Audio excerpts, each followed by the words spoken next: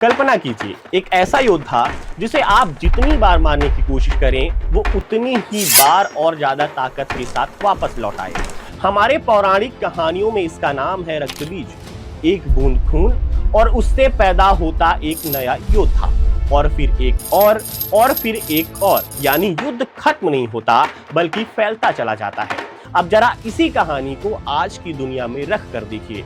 Middle east की आग में जलती एक जंग, जहां अमेरिका और इजराइल लगातार ईरान के बड़े बड़े सैन्य चेहरों को निशाना बना रहे हैं।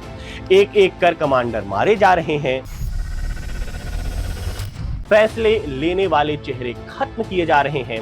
लेकिन हर हमले के बाद ईरान में एक नया चेहरा सामने आ जाता है, और हैरानी की बात यह है कि ये नया चेहरा पहले से ज्यादा आक्रामक, ज्यादा तैयार और ज्यादा खतरनाक होता है। तो क्या ईरान ने सच में अपना रक्तबीज मॉडल तैयार कर लिया है?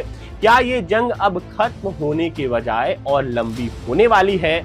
आज की इस बड़ी कहानी में हम आपको बताएंगे कैसे एक पौराणिक कथा आज की सबसे खतरनाक जियोपॉलिटिकल हकीकत बनती जा रही है। नमस्ते, मैं हूं शिवेंद्र, आप देख रहे हैं पब्लिक वाणी।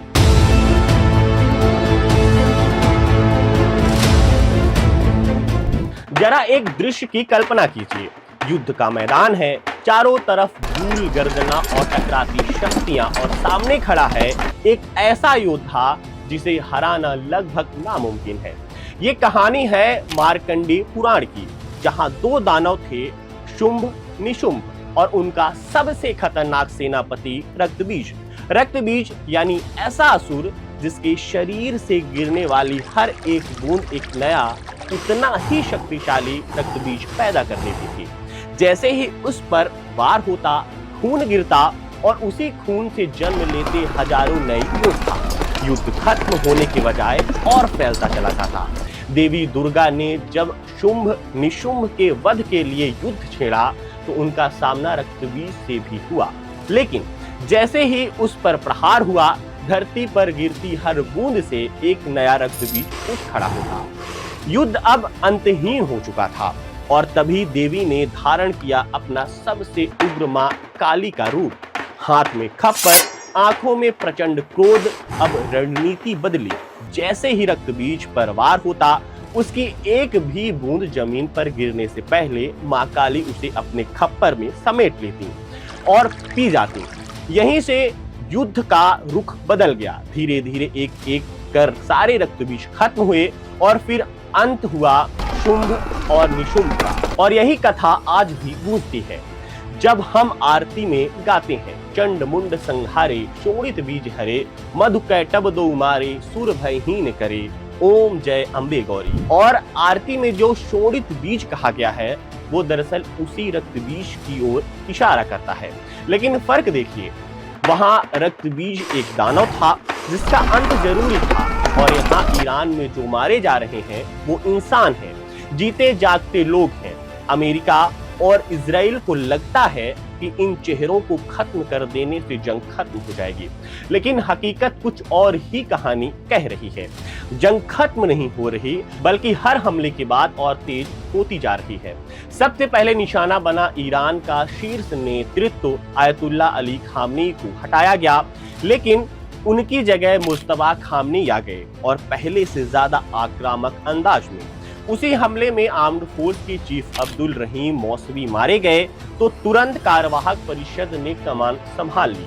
IRGC ने ग्राउंड फोर्स कमांडर मोहम्मद पकतूर को खत्म किया गया तो नया कमांडर सामने आ गया।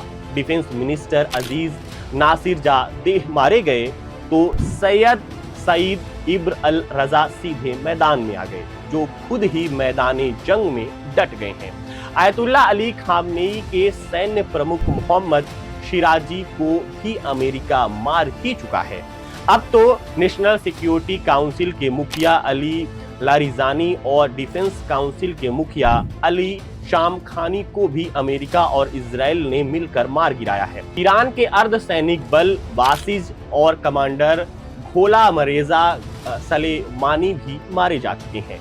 बाकी तो डिफेंस रिसर्च के हुसैन जबल अमेलियन, इंटेलिजेंस अधिकारी सालेह असादी और पुलिस इंटेलिजेंस चीफ गुलाम रेजा रेज़ाइयान भी मारे गए हैं। इतना सब होने के बाद भी ईरान ना टूटा है ना झुका है, बल्कि हर वार के बाद वो और ज्यादा ताकत के साथ जवाब दे रहा है।